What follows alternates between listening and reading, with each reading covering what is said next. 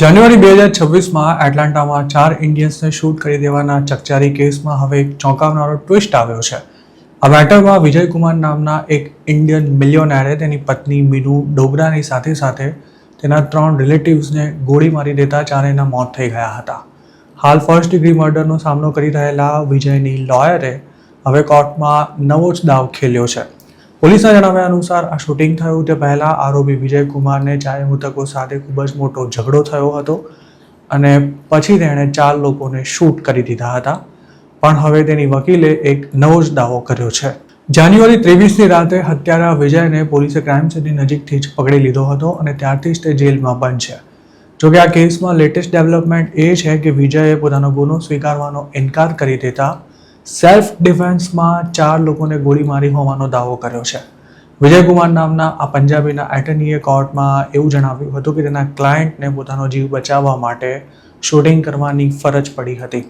તેમણે આ મામલાને tragic case of self defence ગણાવ્યો છે, પણ ગ્વિનેટ કાઉન્ટી ડિસ્ટ્રિક્ટ એટર્ની ઓફિસે બચાવ પક્ષના દાવાને ફગાવી દીધો છે. તાજેતરમાં જ આ કેસની કોર્ટમાં હિયરિંગ થઈ હતી, જેમાં જજે વિજયકુમારના વકીલને તેમના અસીલ ગુનો કબૂલવા તૈયાર છે કે નહીં તેવો સવાલ કર્યો હતો. તેના જવાબમાં વકીલે વિજયકુમાર ગુનો નહીં કબૂલે તેવું જણાવ્યું હતું. તેમણે એવો પણ દાવો કર્યો હતો કે વિજય નિર્દોષ છે અને આ સમગ્ર મામલો સેલ્ફ ડિફેન્સનો છે. વિજયના વકીલે જજ સમક્ષ એવી રજૂઆત કરી હતી કે 4 લોકોની હત્યામાં વિજયનો કોઈ જ વાંક નથી અને આ કેસને કોર્ટ સમક્ષ સેલ્ફ ડિફેન્સના કેસ તરીકે રજૂ કરવામાં આવશે. ડિફેન્સ લોયરે કોર્ટમાં આરોપી વતી બોન્ડ હિયરિંગ માટે પણ મોશન ફાઇલ કર્યો છે. તેમણે એવી દલીલ કરી હતી કે વિજયની પત્નીના અમુક પરિવારજનો તેને સતત ધમકી આપતા હતા, તેની પાસેથી પૈસા પડાવતા હતા, તેમજ તેના પર અત્યાચાર પણ ગુજારવામાં આવતો હતો. વિજયની વકીલે કોર્ટમાં એવો પણ દાવો કર્યો હતો કે શૂટિંગ થયું તે રાત્રે મૃતક ગૌરવે વિજયને તેના જ ઘરમાંથી ફોન અને કોટ વિના જ ધક્કા મારીને બહાર કાઢ્યો હતો અને ત્યારબાદ તેને બળજબરીપૂર્વક નિધિને ત્યાં લઈ જવાયો હતો. નિધિના ઘરમાં વિજય પર ઘણા મહિનાથી ટોર્ચર થઈ રહ્યું હતું અને તેની પાસેથી પૈસા પણ પડાવવામાં આવતા હતા, જેથી આ ઘરમાં પોતાના પર જીવલેણ હુમલો કરાશે તે વાતનો વિજયને ડર હતો. ડિફેન્સ લોયરે પોતાનો પક્ષ મજબૂત કરવા માટે આરોપીની માઇનોર દીકરી દ્વારા અપાયેલી ગવાહીનો પણ ઉલ્લેખ કર્યો છે. તેમણે કોર્ટને એવું પણ જણાવ્યું હતું કે વિજયની કોઈ ક્રિમિનલ હિસ્ટ્રી નથી અને તેને એટલાન્ટામાં 150થી પણ વધુ લોકો સારી રીતે ઓળખે છે, જેમાંથી 100 લોકોએ તેના માટે લેટર્સ ઓફ સપોર્ટ પણ આપ્યા છે. આરોપી વિજય કુમારે તેની પત્ની મીનુ ડોગરા ઉપરાંત નિધિ ચંદેર, હરીશ ચંદેર અને ગૌરવ કુમારની ગોળી મારીને હત્યા કરી હતી. આ તમામ મૃતકો મીનુના પરિવારના હતા. નિધિ મીનુની બહેન હતી, જ્યારે હરીશ નિધિનો પતિ હતો અને ગૌરવ મીનુનો ભાઈ હતો તેવું પણ જે તે સમયે જાણવા મળ્યું હતું. આ શૂટિંગ થયું ત્યારે ઘરમાં 3 બાળકો પણ મોજૂદ હતા, જે પોતાનો જીવ બચાવવા માટે ઉપરના માળે એક રૂમના કબાટમાં પુરાઈ ગયા હતા અને વિજયની દીકરીએ જ ત્યારે 911 પર ફોન કરી પોલીસને બોલાવી હતી.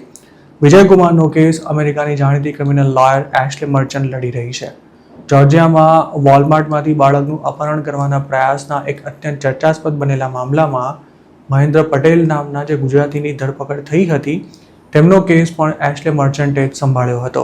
હાલ મર્ડર કેસમાં જેલમાં બંધ વિજય કુમાર મિલિયન્સ ઓફ ડોલર્સનો આસામી મનાય છે, પણ તેનું લગ્ન જીવન ખૂબ જ તણાવભર્યું હતું.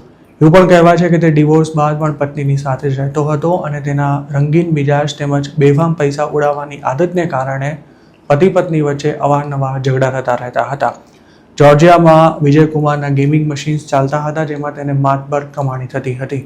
થોડા વર્ષો પહેલાં વિજયનું એક ગુજરાતી છોકરી સાથે કથિત અફેર ચાલતું હોવાની વાત પણ જાન્યુઆરી 2026ની ઘટના બાદ બહાર આવી હતી. વિજયના આ કહેવાતા અફેરથી તેની પત્ની પણ માહિતગાર હતી.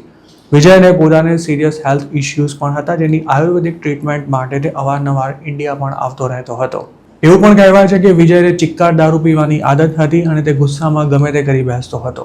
જોકે તેની પાસે ગન છે તે વાતની તેને સારી રીતે ઓળખતા લોકોને પણ જાણ નહોતી. આ પ્રકરણથી વાકેફ એક સૂત્રએ જે તે સમયે આઈ એમ ગુજરાતને એવું પણ જણાવ્યું હતું કે વિજય અને તેની પત્ની વચ્ચે એટલા જબરજસ્ત ઝઘડા થતા હતા કે આ પતિ પત્ની ઘરમાં બેફામ તોડફોડ કરતા. એટલાન્ટા તેમજ તેની આસપાસ વિજયના 15 જેટલા ગેસ સ્ટેશન્સ હોવાનું પણ કહેવાય છે અને 300 જેટલા સ્ટોર્સમાં તેના ગેમિંગ મશીન ચાલતા હતા. તેના હાથ નીચે જે તે સમયે 150 જેટલા લોકો કામ કરતા હતા. વિજય પોતે 16 વર્ષની ઉંમરે અમેરિકા આવ્યો હતો અને તેણે એકલા હાથે આખું એમ્પાયર ઊભું કર્યું હતું.